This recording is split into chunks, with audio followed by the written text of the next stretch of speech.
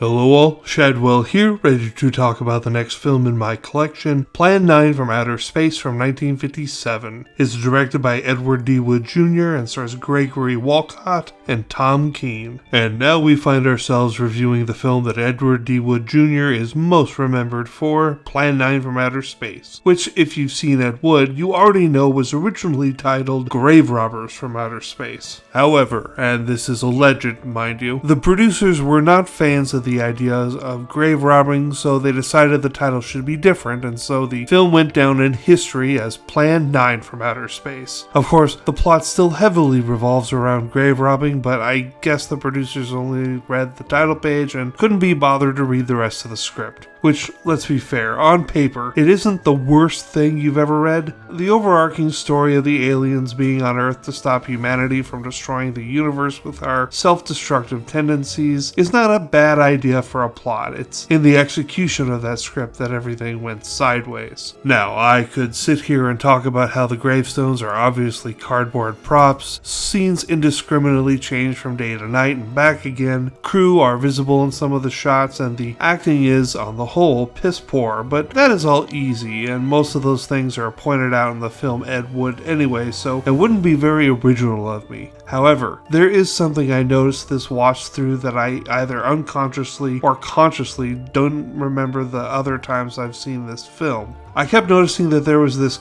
car alarm going off during the film, or what sounded like a car alarm. I paused the film thinking it was a car in my neighborhood, but no, it was the film. Then it took me about 15 minutes of the film to notice that the noise, which was slight but in the background just enough to be a grating noise, the noise seemed to only happen when there were villains on the screen. Then from about minute 15 to 20, I finally was able to distinguish the car alarm noise as intentional to the film. It was the noise of the electrodes affecting the reanimated dead people. I can't believe I either never noticed this before, or it was so annoying to me that I blanked it out. Honestly, either is completely possible knowing me and my memory. It is sad to watch the last footage of Bela Lugosi and the silent scenes he appears in, but it is hilarious to watch the effects on display in this film because they are probably the best one could present with little to no budget to spend on them.